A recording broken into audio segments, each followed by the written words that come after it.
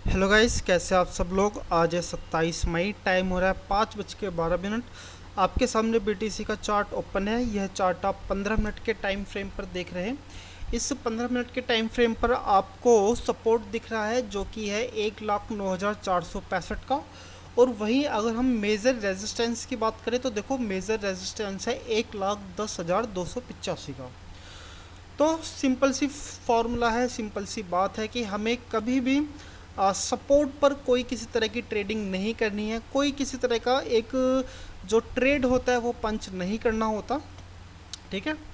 अगर आप सपोर्ट पर ट्रेड पंच करने की सोच ही रहे हैं तो फिर आपका जो पॉइंट ऑफ व्यू है वो बाइंग की तरफ होना चाहिए, लेकिन शॉर्ट फॉर्म में। ठीक है। लंबे टाइम के लिए तो आपको किसी भी तरह का कोई ट्रेड यहाँ पर होल्ड करना ही नहीं होता।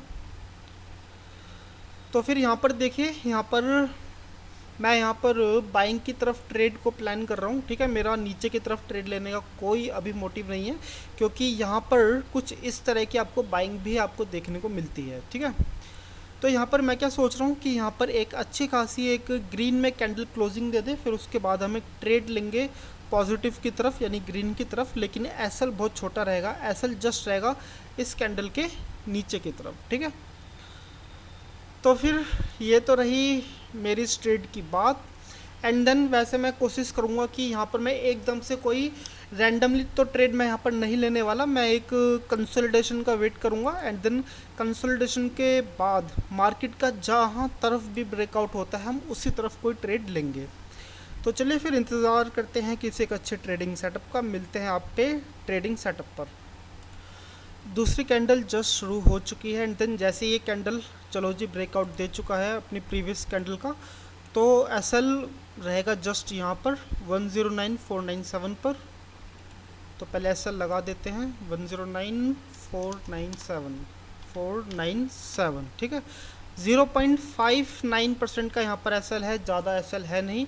एंड देन मैं आपसे कहूँ कि मैं यहाँ पर इस ट्रेड को ज़्यादा टाइम तक होल्ड भी नहीं करने वाला, क्योंकि देखो मैंने यहाँ पर ट्रेड ली क्यों है। इसका कारण है कि हम सपोर्ट पर थे। सपोर्ट पर जैसे ही कोई ग्रीन कैंडल बन जाए आप तुरंत ट्रेड ले लीजिए, लेकिन आप बहुत लंबे टाइम तक उसको होल्ड करने की मत सोचिए। अगर आप उसको होल्ड कर भी रहे हैं तो कुछ प्रॉफिट के ऊपर ही आप होल्ड कीजिए। ठीक है। अब जैसे कि जो मेरा यहाँ पर प्रॉफिट चल रहा है करीबन $400 के आसपास का चल रहा है, तो मैं यहाँ पर कुछ प्रॉफिट अपने पास रख सकता हूँ, है ना। तो जैसे कि ठीक है जी।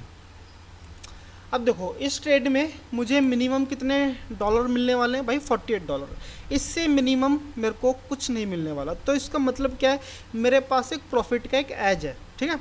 एंड देन इस एज को लेकर के मैं चाहे अगले कैंडल के लिए होल्ड कर लूँ, चाहे मैं उसको 10 कैंडल के लिए भी होल्ड कर लूँ, अगर मैं प्रॉफिट में रहा तो मेरा यहाँ पर ट्रेड लेने का सिंपल सा एक मेथड था। वो था क्या भाई, सपोर्ट जोन पर हमेशा आपको बाय करना है, लेकिन ऐसे ही बाय नहीं करना है, एक सिग्नल होना चाहिए। वो सिग्नल क्या है, एक ग्रीन कैंडल की क्लोजिंग देना।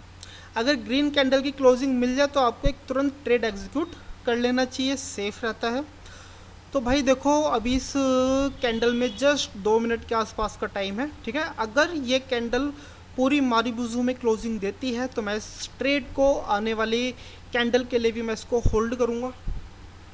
तो फिर चलिए आप इस ट्रेड को एंजॉय कीजिए, एंड देन आपसे मिलते हैं कितने मिनट बाद, 2 मिनट बाद। ठीक है। चलो भाई, एसएल हिट।